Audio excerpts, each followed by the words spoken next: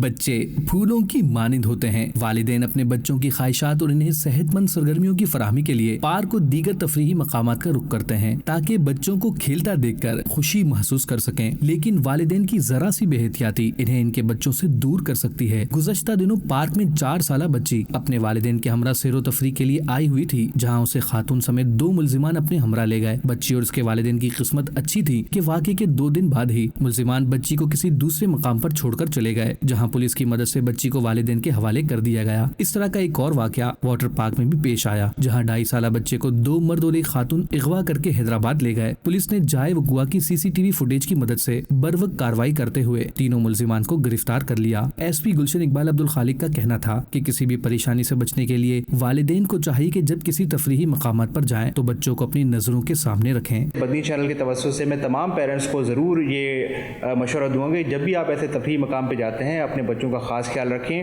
اپنے ساتھ فیملی کے اور بڑے ممبرس جو آپ کے ہیں ان کو لے کے جائیں، جو بالغ افراد ہیں ان کو لے کے جائیں تاکہ بچوں پہ نظر رکھی جا سکے۔ اس بات کی ضرورت ہے کہ پیرنٹس بہت زیادہ محتاط رہیں، جب بھی ایسے مقامات پہ جاتے ہیں اپنے بچوں کا خاص خیال رکھیں، اپنی نگاہوں سے اوجھل نہ ہونے دیں تاکہ بچے ان کے ساتھ رہیں، صحیح سلامت رہیں۔ بچوں کے ساتھ سیر و تفریح کے لیے آنے والے والدین کا کہنا تھا، ہم نے بھی خود یہاں دیکھا ہے کہ پیرنٹس آتے ہیں، وہ اپنے بچوں کو چھوڑ دیا انہوں نے پارک میں، بچے کھیل رہے ہیں، وہ اپنا بیٹھ گئے، کہیں بھی بچوں پہ دھیان ہے ہی نہیں ان کا۔ تو میں یہی کہوں گا کہ پیرنٹس سے بھی کہ اپنے بچوں کو اگر ساتھ لے کر آتے تو کائنڈلی پلیز ان کو اپنے ساتھ رکھیں، انہیں اپنے ساتھ گھمائیں، ایسے نہ چھوڑا کریں۔ جانے کے ٹائم پہ ان کو یاد آتا ہے کہ بچے کہاں ہیں، یہ تو مطلب والدین کی بھی تھوڑی سی لاپرواہی ہے۔ ان کو چاہیے کہ اگر بچوں کو پارک میں لائے ہیں تو ان کے اوپر توجہ دیں اور ان کے اوپر نظر رکھیں۔ ہمارے پیارے نبی صلی اللہ علیہ وآلہ وصحبہ وسلم بھی بچوں سے محبت اور شفقت سے پیش آتے تھے۔ آپ صلی اللہ علیہ وآلہ وصحبہ وسلم کا فرمان ہے کہ جو چھوٹوں پر رحم نہ کرے اور بڑوں کی تعظیم نہ کرے وہ ہم میں سے نہیں۔ لہذا ایسے افراد جو ایسے برے کاموں میں ملوث ہیں وہ توبہ کریں کہ کہیں ایسا نہ ہو کہ وہ روز محشر نبی کریم صلی اللہ علیہ وآلہ وصحبہ وسلم کی شفاعت سے محروم رہ جائیں۔